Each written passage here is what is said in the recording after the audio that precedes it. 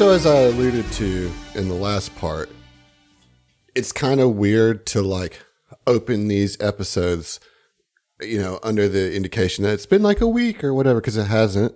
And you all are listening to these like, you're binging them, right? That's how this is intended to be. So like, we're not going to do any falsehoods here. It's been like 10 minutes.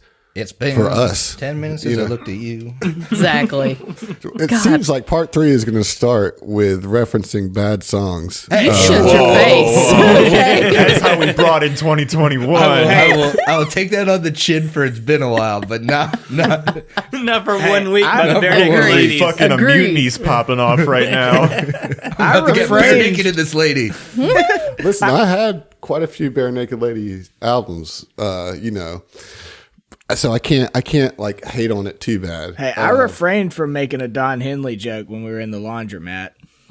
There you go. I feel like that's your loss. Yeah, you should have gone with it. Kind of Google Don Henley now. I called my dad the other day, and I was like, "Hey, Dad, what's going on, man?" He's like, "Not much." He's like, "I'm just sitting here watching this Eagles concert." He was watching a live Eagles concert, which is just such a boomer ass thing to do, It's the most dad move he could do in the middle of. My dad has bought the virtual tickets to so many concerts this year. Is that going to be this show's thing? I know on the GM Happy Hour we have like GM call out and player call out. Dad call out. Hideous Tomfoolery. Dad call out. Yeah, Dad call out. Bro, like, you don't want to get me started. I was just I gonna feel like say, that leaves me too exposed myself. Yeah. I don't know. It's like, this could be a dark road. I don't know that we want to go down Dad comments. Well, yeah. So what I'm saying is you're obviously listening to this right after you listen to the first episode of this block, and you're probably wanting to get into it. So I'm going to just say, Griffin. But before you're allowed to get into it, you have to know what we're all drinking, because we're all drinking something different now. This is the rules. Because it is different. Okay. Well, what are you drinking then, if you're drinking something so different than coffee? It's a Bubble Farm IPA from Clown Shoes Brewery. I like Clown Shoes. I do too. I haven't had a brew from them that I didn't like. This is pretty good. It's pretty good. Nothing terribly distinctive with the taste, but it's a good IPA. Well, speaking of somebody that wears clown shoes most of the time, hey Steve, what's you drinking? What are you talking about? I really thought that was coming to me. All right. Well, hey, I'm Steve from the Hideous Laughter Podcast. Play Tune Based on that show. I am drinking a pineapple Truly today. I got 24 of these downstairs. Of the pineapple ones, or just? No, it's a mix pack. So they're 100 calories a pop. I got 2,400 calories of Truly to get through today. So. Truly. A drunken Discorderly's coming up later. Yeah. Gonna go easy on the food today. That's a good combination. Well, speaking of a good combination, I'm sure Zach and whatever he's drinking is a good combination. What are you drinking, buddy? Well, I still have like half of this Bomb Pop flavored energy drink to get So through. I just put vodka in it. It's like not even 1 p.m. yet. But I will say that I'm drinking. I mean, this is a rather large. I was gonna say Cane's that's cup. like a. It's pretty large, and I filled it up. So it says it's. I'll tell you about the cup. It says Raising Cane's, the official chicken of the New Orleans Saints, and it has the Saints logo on it. True. No. Chicken, what you picking? Speaking of someone that more than likely has the Saints logo on him, what's up, Heath? What are you drinking? Currently do under my I do. I call my shot and I stand by it. If it's Saints boxers, you have to show us. It's not unfortunately. I need to buy some Damn. Saints boxers. So Thought I was gonna get a free shot. I am drinking you'll get me one day. One day. I'm drinking a Modelo Chelada because it's the closest I could get to a Bloody Mary from the gas station. Oh, okay. That's their Bloody Mary. Did you go? thing? Listen, let me ask you, Heath. Did you pick that up between episodes, or did you get it beforehand? I got it between episodes. I didn't plan for this last night.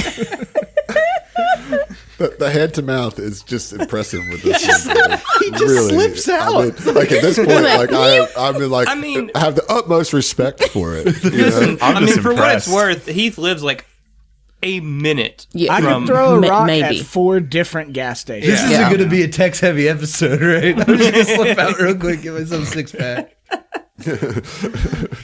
Oh, man, that's a big one, too. They only sell them in these fucking honker-ass cans, dude. That's a legit tall boy right there. It's way bigger than a tall boy. That's a big and tall boy.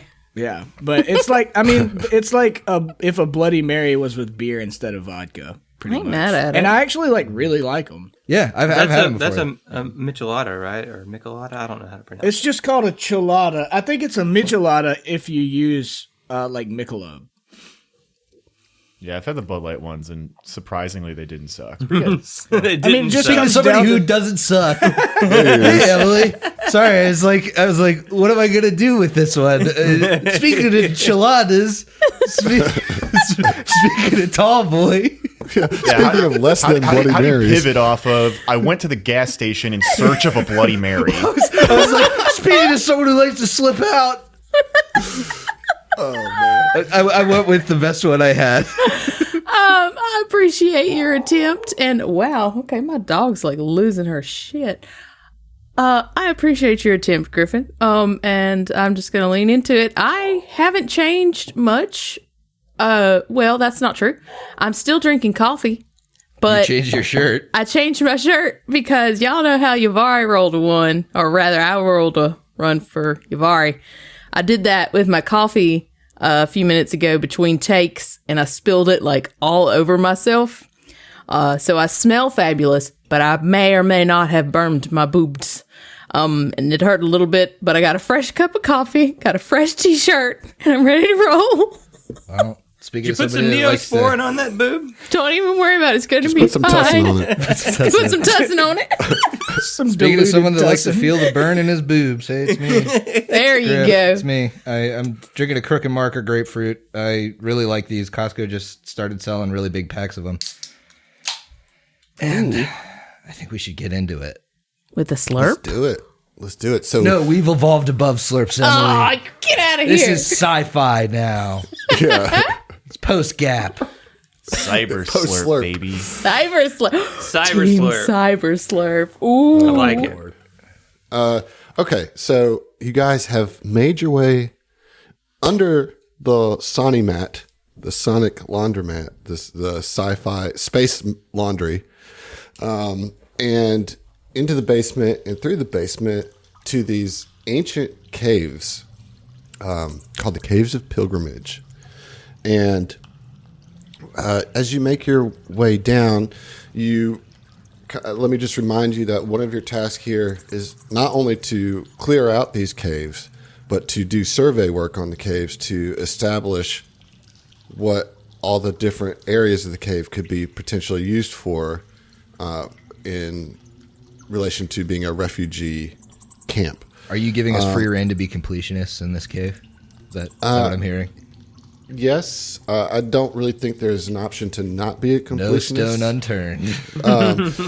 But I will say, for each room, there's an action of surveying the cave, and that's a 10-minute function. And that if you are surveying the caves, you cannot use that 10 minutes as a short rest. So if you wanted a short rest, you'd have to use an additional 10 minutes. I to spent point that 3 out. summers doing property surveys. I'm going to RP the shit out of this. If you remember, Zalonin has asked you to make note of any specific details regarding the Sheeran history that is in here. And if you want to just roll a general engineering check or physical science to kind of take an assessment of just the basic composition and stability of the caves, you can do that. Okay, I can do that. Does anybody want to aid? Yes, Is it possible to aid? So no aid on this one. No aid. But All right. Well, I multiple got a people plus can. 13. Mm-hmm. What you got, Yavari? You can both roll individually. You know. No, she can't. You said life science? I said engineering. or physical. Oh my god. science. Okay. All right. Sorry. The coffee is hot. Brain is soft. I'll roll I my burned my own. boob. I can't I don't know what you want from me. I I burned can't my even boob. think. I'm done, man. That's where my brains are held. Okay, that's a 15 on the die, so 28. You did a good job. Yeah, you did. DC 21. So you can see that the stone has been stabilized by massive injections of that chemical formula from above. So that is what makes it possible for New Graka and the other settlements above this to not fall into the sinkholes or into the cave itself. So whether the people building the buildings above knew that this existed below here, the amount of chemical that they put in from the surface down has solidified a lot of the structure of these caverns. Interesting. Okay. However, you do know that while it would protect the rock from any future erosion, it's not going to protect it from unaccustomed stresses. So, any attempt to remove the rubble from any potentially collapsed passages and those types of things could result in further cave-ins. You would also keep in mind that while the walls and the ceilings of these caves are pretty firm because of the chemical, it's also likely that there could be potential sinkholes, underground waterways, and other hazards within these caves because this is far below. And as far to your knowledge, the only people that have been in here are the reckoners. So that's something to consider. I will say also you notice that because of the unusual mineral concentrations in the stone, the range of your comm units within the caves are reduced to 60 feet, and you don't have access to the surface. The caves themselves, the walls are kind of dimly lighting the area with some bioluminescent material that's kind of within the structure of the rock. And I think that's pretty much the general information about the caves. Where you are now, when you kind of step into the first opening of the cave, you see an entire wall here is carved with intricate reliefs of strange insectoid figures in a precise style with minimal negative space. Some resemble known swarm creatures, but others are more obscure. All have oversized mandibles dripping with fluids. A large modern crate, the top of which is pitted with acid burns, stands in the southeast corner of the room, with a trio of glass beakers arranged in front of it. To the north, a rough passageway slopes upward. That's where you just came from, and then tunnels to the west and south have collapsed into rubble. And there is another tunnel to the east, but it is covered with a heavy plastic sealed against the ceiling. Okay. With that in mind, Vin told everybody to be on the lookout for traps and potential cave-ins and things like that.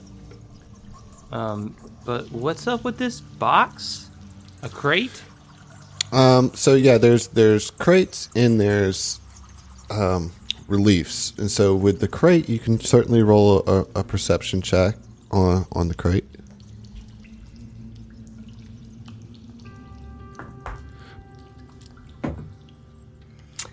Sig's got a 27. 17. So. 17. Okay. With the 17, Vin, you recognize that the crate has the symbol of the Reckoners, that now familiar stylized insectile claw, which so you can certainly identify that this has a cache placed here by the Reckoners. As you're looking at it, Sigurd, you're looking a little closer, and you notice that it is trapped. That there's like a little sensor along the seam that's barely noticeable, but it looks as if there is some sort of shot trap attached to this crate. So he would see that Vin's kind of going in to examine it. And be like, whoa, bud, hey, Look right there. There's something you have to mess with that before you open it. You're gonna get shocked. Oi, good eye, mate. Good eye. I guess that would be an engineering check. Try to disarm it. It would. Before you do that, I'll also note that atop and around the crate are detritus of rituals performed by, you would think, other reckoners. While you can't tell exactly what it is, it looks like that they were dissolving some small objects. And you don't really know what they were doing here, but they were using acid around this crate. And there's like acid pock marks kind of on the ground. A little bit had splashed onto the crate. It's just some weird But it's reckoner not shit like there's going not on. like active acid or anything. No. Okay. Just this trap. Mm-hmm. All right. Let's try to disarm it then. Okay. I position my character on the other side of the room. I'm feeling pretty good about that. That's going to be a 29. 29 is enough to disable the DC 24, so you're able to disable the shock emitter. It would have been not great, 4d12 plus 4 Ooh. electricity damage had you not noticed and disarmed that, but you're able to kind of put a little piece of foil in between the sensor to keep it from triggering, and you can open the crate. And inside, it contains emergency medical supplies, including an advanced med kit, 3 doses of spray flesh, and 3 Mark II serums of healing. Also in there are 3 web grenade ones, a planetary survival kit that includes a compass, a flashlight, a grappler with 50 feet of titanium alloy cable, and a 5-week supply of field rations, enough for 4 people. It also contains several cred sticks have a total of 4,000 credits, and a portable Tier 3 computer. Ooh. Y'all want to divvy this up? Let me get them grenades. Yeah, I feel like Tex gets the grenades for sure. Natasi gets the the spray healing flesh stuff. and the healing stuff.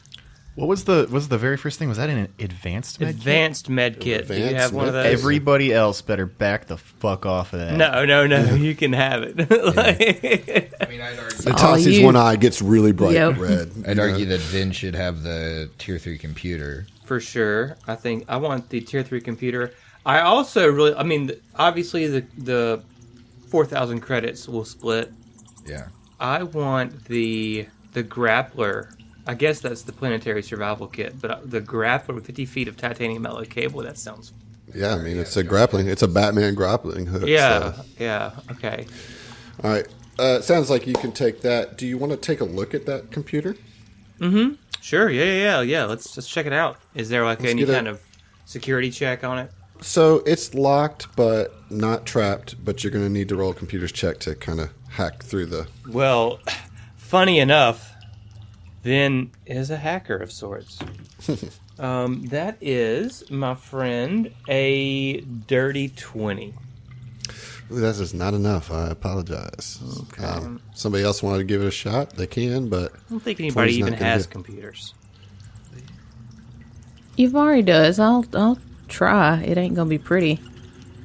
Let's see here. Ha! Yeah, no, that's a 9. I'm gonna get my other die now. All right.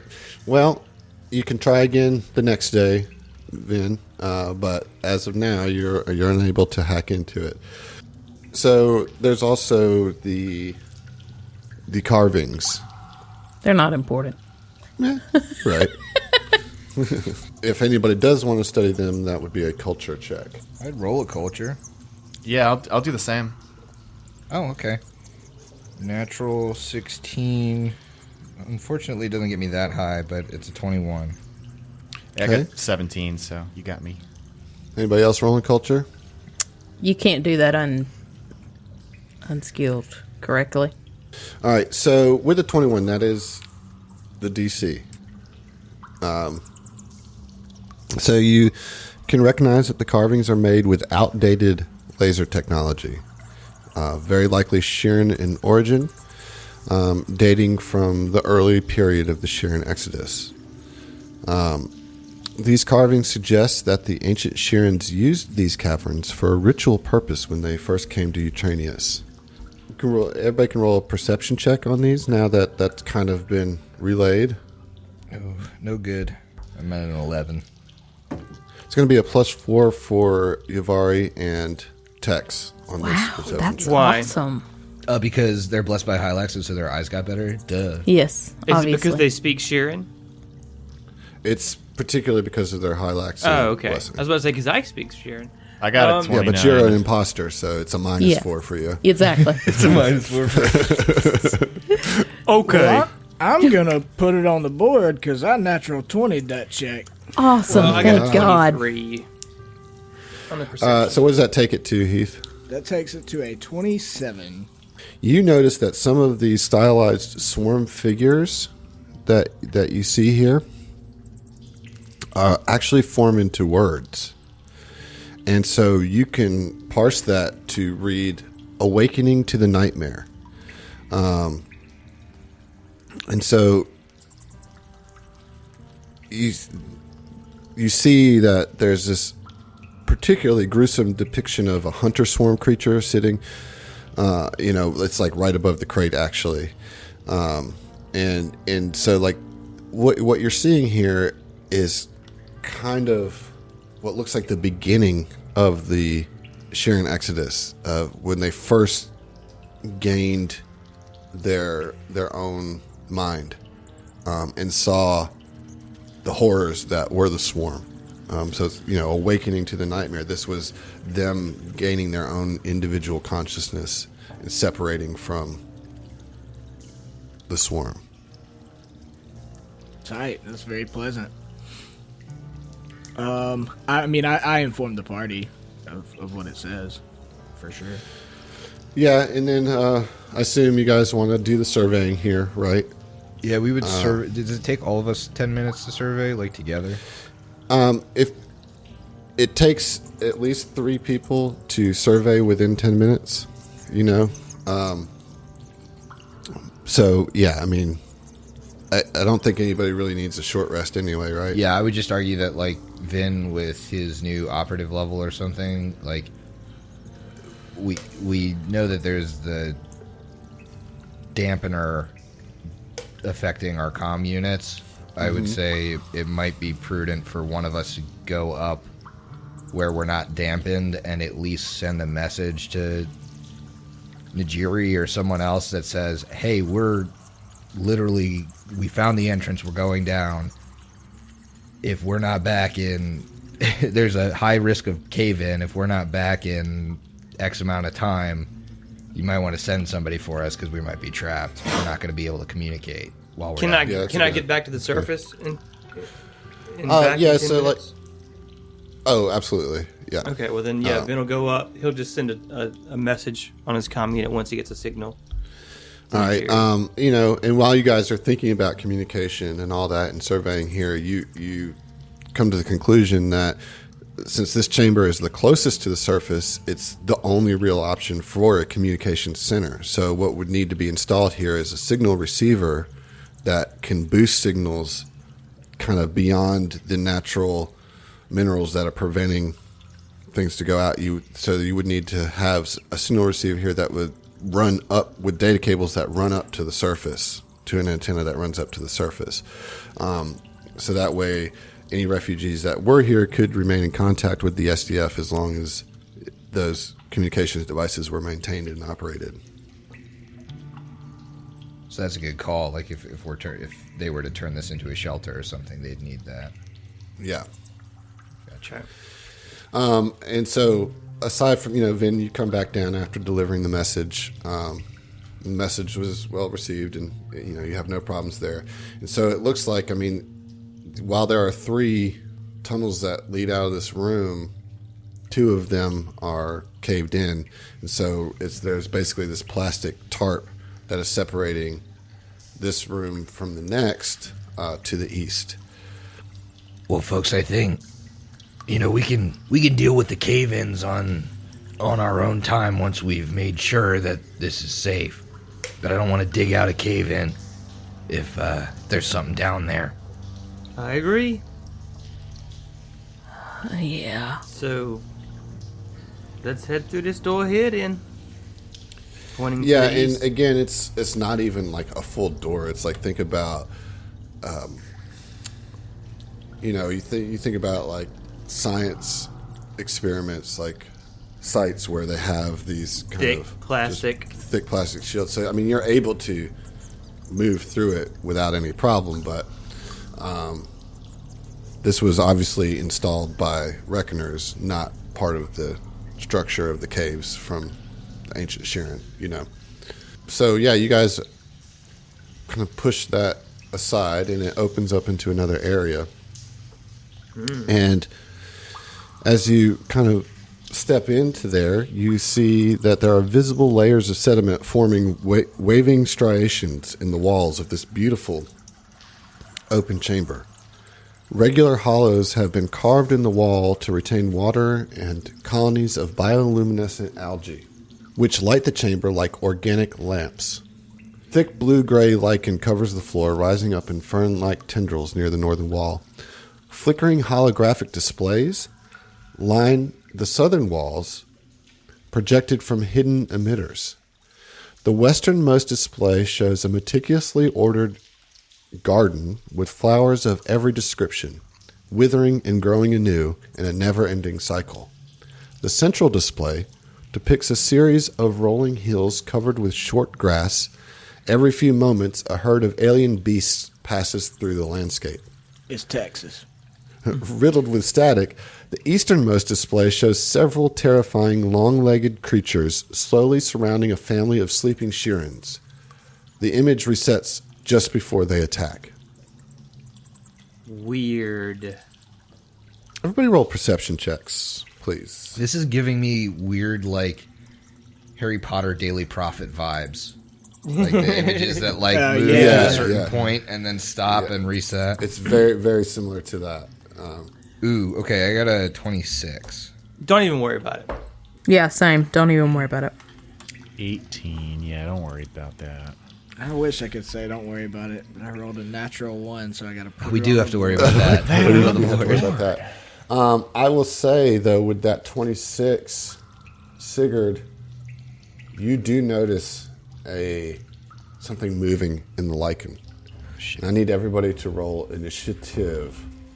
Ooh. With my kind of shitty perception, the Natasi's going to be pointing at the third image and say, "That one's my favorite." Yeah, well, while you're doing that, this strange fungus-like creature kind of starts to crawl out. All right. First the of all, lichen. sorry to interrupt, but I rolled a natural 20 on roll 20, and I was like, oh, that's kind of a bummer, and then I rolled an actual die and rolled a natural 20 on my initiative for 25. So put it on the board. It's good shit, man. I will be at a dirty 20. Okay. Sig's got a 13, feeling real slow. I got a 22. Woo! Nice. So Yavari, that puts you at 22 as well. Vin, you said you got 25? 25. All right. Everybody will be flat-footed in this round except for Sigurd. All right. What you guys see coming out of this lichen is, as I said, this kind of fungus thing that it's like a mound of mushrooms and fern and mold that's supported on several legs of vine. Okay. And it's coming for you guys. So Vin, what you gonna do? Vin will first, kind of beat up on his personal computer and roll, I guess, a life science check to recall knowledge. All right. I mean, is that Yeah, that's correct. the correct roll? Yeah. All right. That's going to be a 24. A 24. So yeah, that is enough to identify this as a feeder fungus. Feeder And fungus. It's an ambulatory fungus resembling a very thick lichen with shoots of long, coiled, fern-like tendrils at the center of its mass. Shorter stalks end in hand-sized pods, which you remember dispenses clouds of fine spores. I will tell you that... Well, what question would you like to ask? Resistances, weaknesses. All right, so weaknesses, it is vulnerable to fire. Okay. All right. Is that all I get? Yep. Okay. Vin says, if you got fire, go for it. And let's... Can do. Let's see. So for Vin's turn, he will pull out his... Let's go for the static polarity rifle. And we'll cast a supercharged weapon on it. He'll just kind of twiddle his fingers a little bit as electricity starts pulsing up and down the kind of the barrel of, or two barrels, like pronged, of this polarity rifle. And that'll be my turn. All right. So next up we have Tex. Alrighty. Tex, I believe. Let me check my range. Yeah, I think Tex is gonna run up a little bit past, like through the doorway and past Vin and Sigurd. Excuse me, fellers. And I'm gonna use... Oh, crap, I can't do that. It's a full action. Okay, so I'll just take a shot at it. Okay. 23 to hit with my semi-auto tactical pistol. All right, that is a hit. All right. Oh. I rolled a 1 on the damage die, so that'll be 3 piercing damage. 3 piercing damage. All right. Get him, Tex. I'm trying, man. Yavari, you're up. Okay, so I believe Yavari should be able to make it just inside past Sigurd.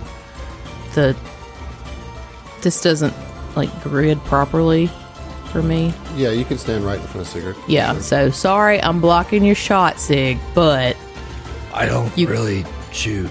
I know, but you can get past me. I'll suck in. You can get past.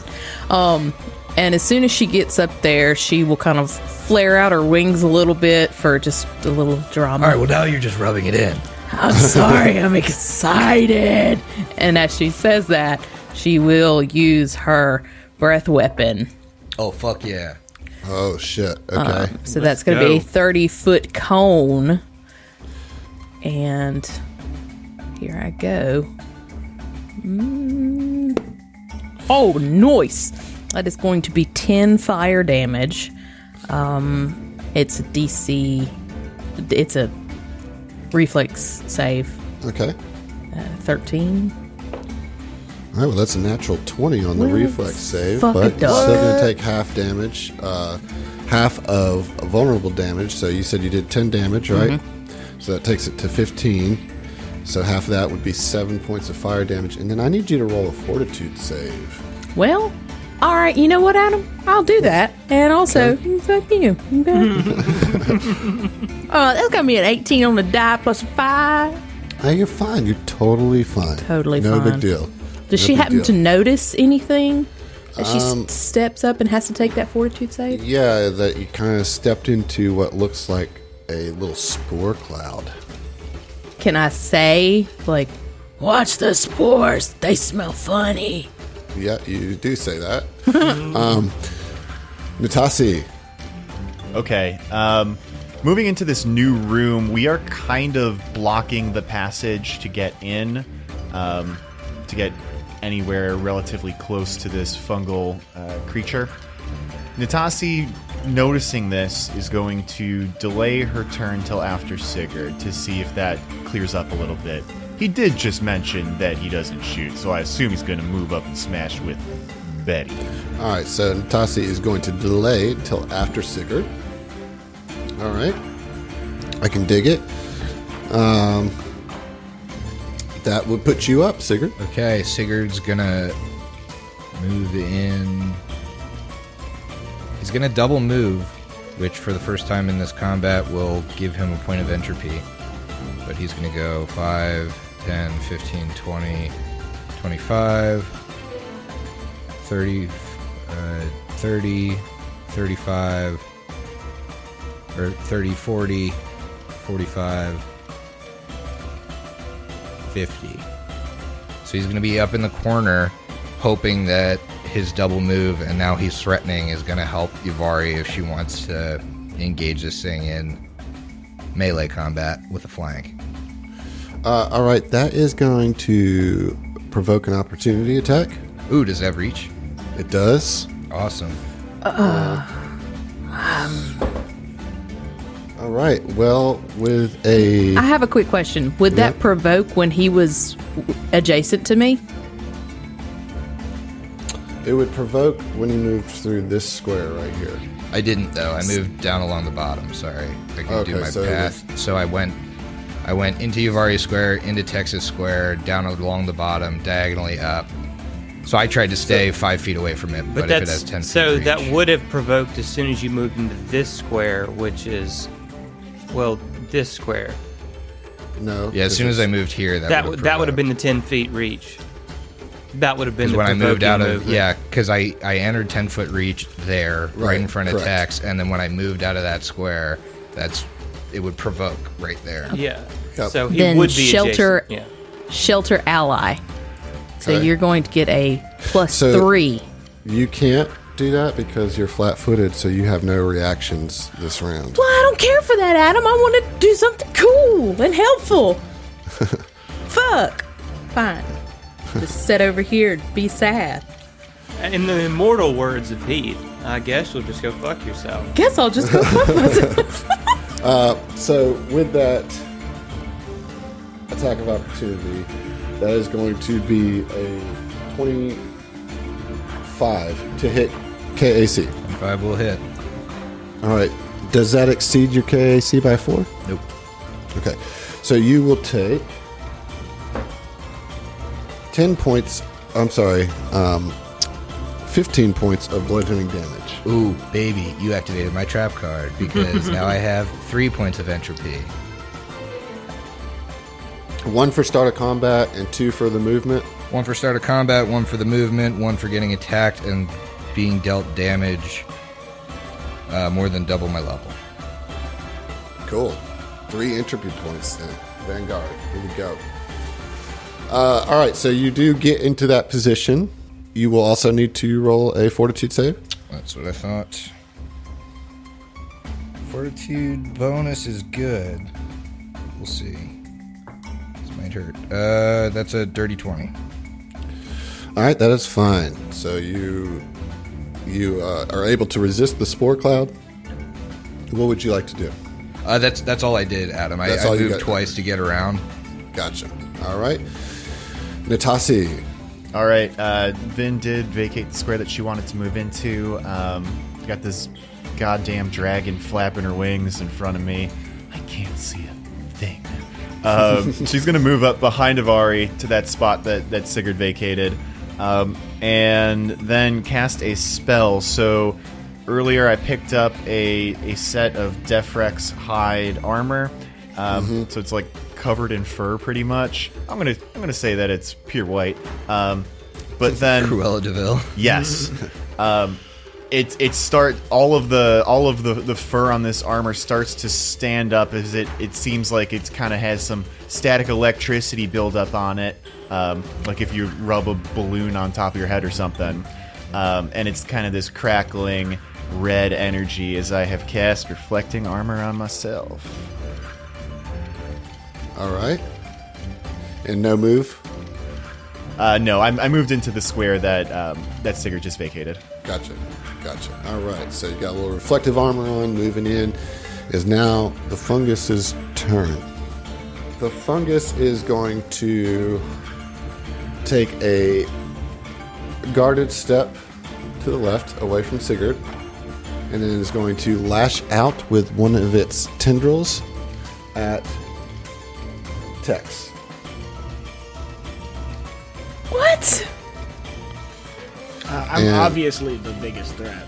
Yeah, obviously. So that's going to be a 31. Oh man, you just missed.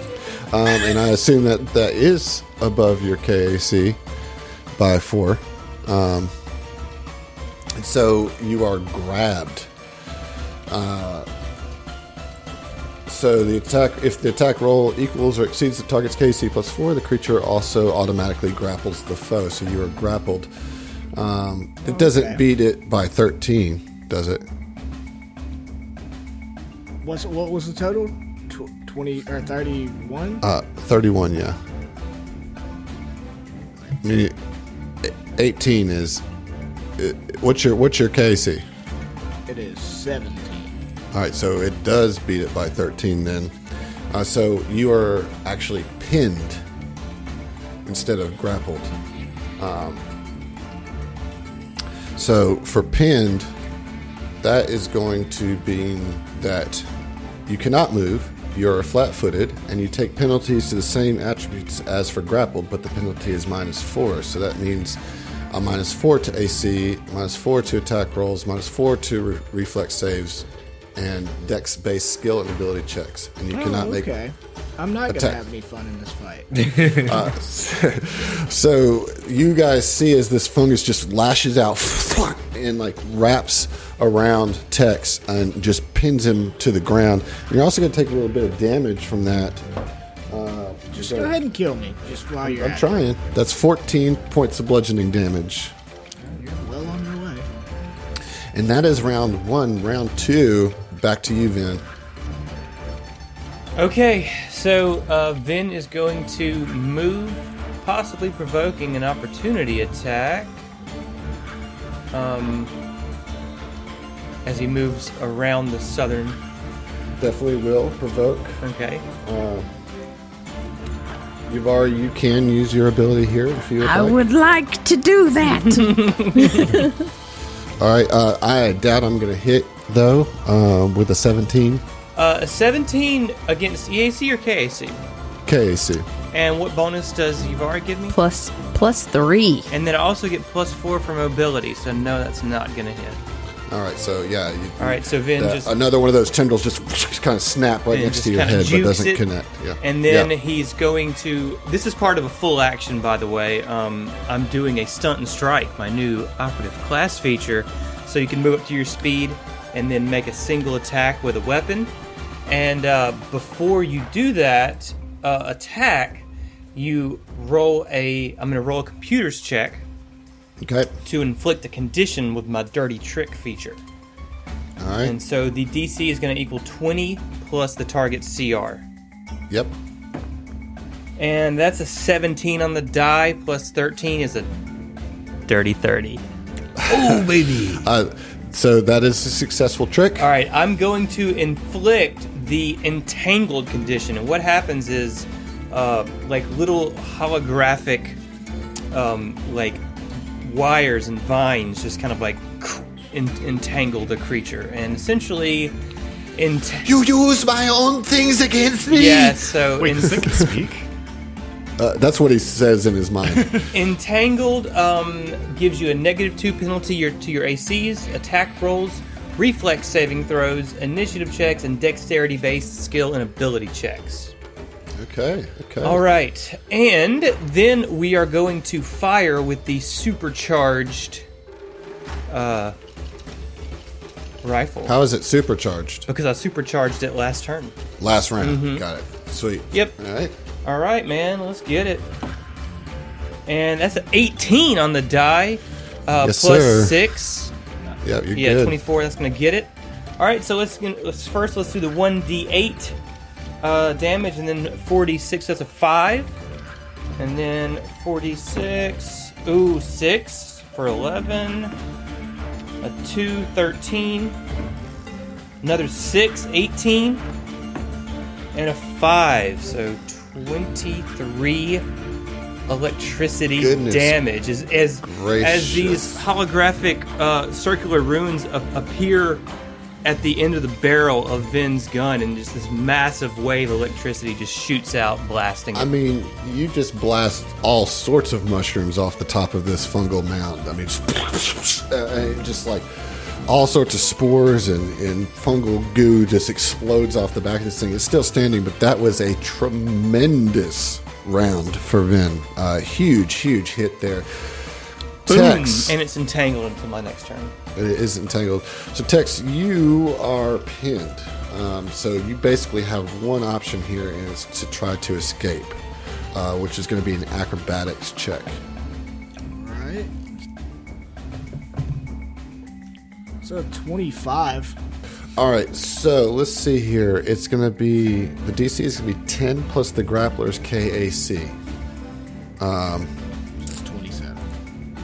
Or no, Well- the grappler, not me. But your ACs are reduced by 2 right now. Yeah, it's still just missed it. Like, just missed it with the 25. So you are still pinned. His AC isn't low, or his the critters. Yeah, it is 'Cause lower, it's- but still doesn't get it. Who's trying? Okay, so next up, Yuvari. Okay. All right. Yeah, Yavari just goes full on like berserker mode and pulls out her red star flare axe, and is gonna try and chop this tendril off of Tex. Okay. Come on, Norse Foundry, don't do me dirty. Natural 20! Oh, shit. Thank you, Norse Foundry. You did not do me dirty. All right, so that is a critical hit. We don't roll to confirm in this game, so that's just straight up critical hit. Roll your damage twice. What's the opposite of burning your tit? That's what you just did. Oh yeah. Creamed it? Put ice on it? Ice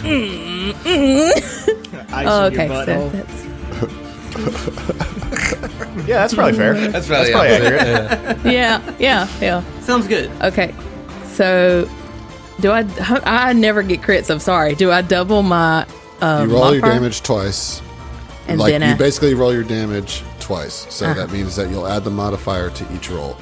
Okay, cool beans. Okay, then that's going to be 9 plus an 11. That's 20. 20 electric and fire damage. And as my critical effect, I would like to add burn. Well, that's unnecessary because your foe has fallen with 20 points of damage. So, excellent job. As you do, you cut that tendril, and in Tex, you can feel the constriction just immediately loosen, and you can, you're free of this thing as it just kind of flops to the ground. And you have destroyed the feeder fungus. Well done, folks. A couple well-placed crits and hits there. Yeah, I mean, you know, Put that 20 on the board, Tex. what you got to do is get The board has already been updated. Thank you. you got to get the ball into the end zone. That's what you got to do. All right. STF has already gotten more crits in 2 episodes than we did the entire last chunk. Wow. All right. Well, good deal.